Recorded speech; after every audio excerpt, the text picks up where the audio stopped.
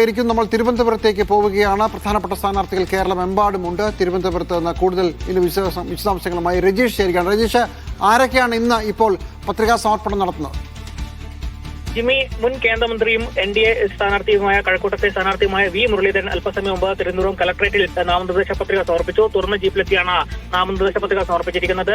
രാജസ്ഥാൻ മുഖ്യമന്ത്രി ഭജൻലാൽ ശർമ്മയും ഒപ്പമുണ്ടായിരുന്നു. കൂടാതെ തന്നെ ചിറയൻകീഴ് നിയോജകമണ്ഡലത്തിലെ ഇടതുമുന്നണി സ്ഥാനാർത്ഥി മനോജ് B. ഇടവനെയും നാമനിർദ്ദേശ പത്രിക സമർപ്പിച്ചു.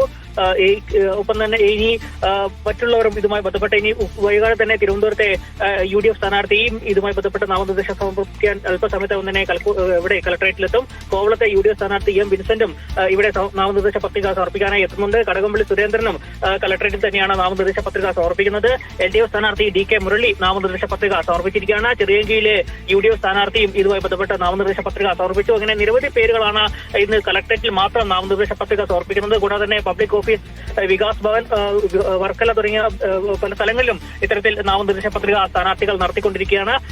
എന്തായാലും ഇന്ന് പരമാവധി സ്ഥാനാർത്ഥികൾ ഇന്ന് നാമനിർദ്ദേശ പത്രിക സമർപ്പിക്കുന്നതാണ് നമുക്ക് അറിയാൻ കഴിഞ്ഞിട്ടുള്ളത്. തിരുവനന്തപുരം മേഖലയിൽ ഉള്ള പ്രധാനപ്പെട്ട വനിതാ സ്ഥാനാർത്ഥികളും ഇന്ന് തന്നെ നാമനിർദ്ദേശ പത്രിക സമർപ്പിക്കുന്നുണ്ട്. അതിൽ ഏറ്റവും പ്രധാനമായും വട്ടിയൂർക്കാവിലെ NDA സ്ഥാനാർത്ഥിയാണ്. അവരും അല്പസമയത്തിനകം തന്നെ നാമനിർദ്ദേശ പത്രിക സമർപ്പിക്കും. ശരി രജീഷ്, ഇപ്പോൾ നമ്മൾ കോഴിക്കോടേക്ക് പോവുകയാണ്. നന്ദഗോപാൽ ചേരുന്നു. നന്ദഗോപാൽ, കോഴിക്കോട് നിന്നുള്ള വിവരങ്ങൾ.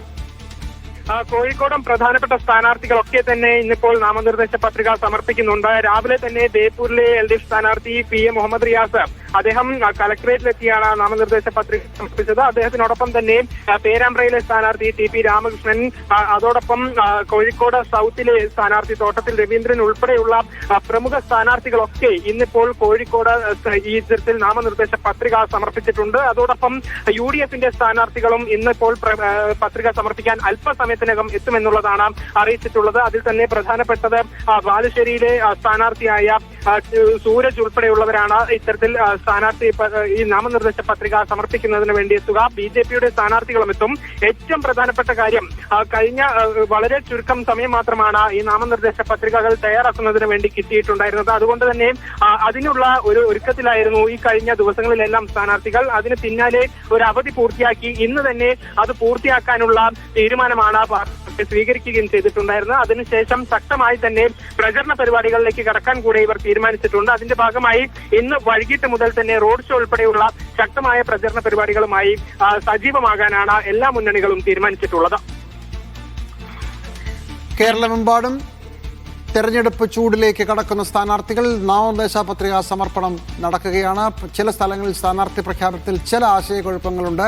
ചില അവസാന നിമിഷ വിസ്മയങ്ങൾക്കായി മുന്നണികൾ കാതോർക്കുന്നു.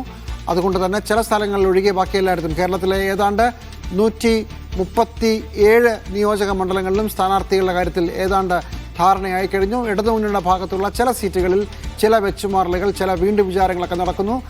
അതിൽ മാത്രമാണ് സ്ഥാനാർത്ഥിയുടെ ചിത്രം തെളിയാനുള്ളത്. ബാക്കി എല്ലാ മണ്ഡലങ്ങളിലും സ്ഥാനാർത്ഥി ചിത്രം തെളിഞ്ഞു കഴിഞ്ഞു. UDFന്റെ 140 മണ്ഡലങ്ങളിലെ സ്ഥാനാർത്ഥികളായി, LDFന്റെ 137 മണ്ഡലങ്ങളിലെ സ്ഥാനാർത്ഥികളായി. BJPയുടെ പട്ടിക അല്പസമയത്തിനകം അവസാന പട്ടികയും വരുന്നതോടുകൂടി കേരളത്തിലെ ചിത്രം തെളിയുകയാണ്.